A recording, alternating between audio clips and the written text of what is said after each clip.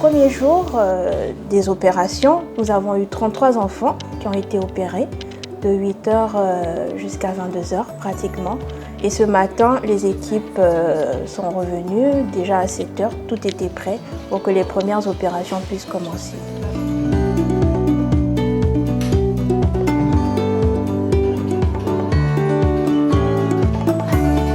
C'était une grosse journée. On a endormi une cinquantaine de patients sur la journée d'hier, sur 5 tables d'opération. Et voilà, ça s'est très bien passé.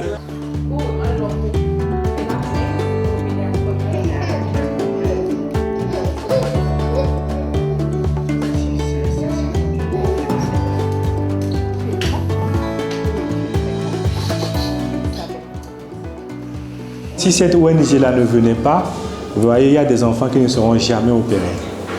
Ils attendent que les opportunités de gratuité pour pouvoir se prendre en charge. Donc en réalité, ces missions sont vraiment salvatrices pour certains de ces enfants-là.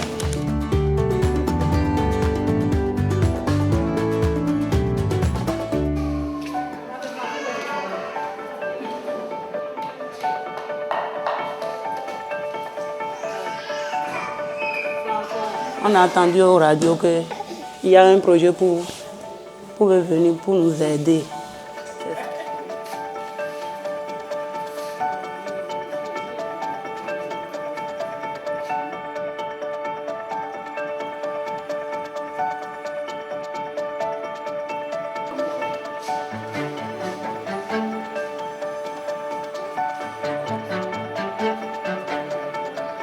Ça a été réglé en même temps pour tous ces enfants-là. Je pense que vraiment on ne peut même pas dire merci en fait. Le merci ne pourra même pas suffire en fait. En fait, tout le personnel qui s'est déployé en fait cette occasion de donner de la joie, du sourire aux enfants.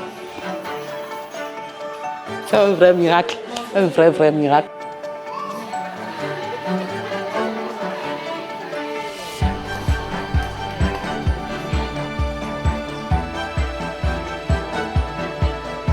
Sur la spécialité de l'anesthésie pédiatrique, il y a peu de gens qui sont formés au Bénin.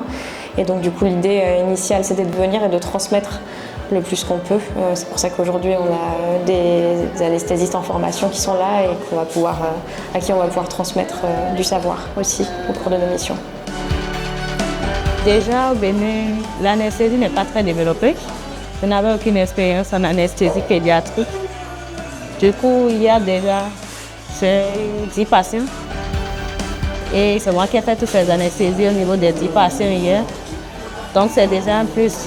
On a fait notamment la rachianesthésie et des anesthésies caudales aussi. C'est pas évident qu'en 5 ans de formation théorique, vous ayez déjà trouvé tous les cas et pouvoir donc maîtriser. Donc il faudra ce genre de mission. On vous montre comment alors il faudra réussir telle chose, comment il faut faire tel geste, de façon technique, comment il faut procéder.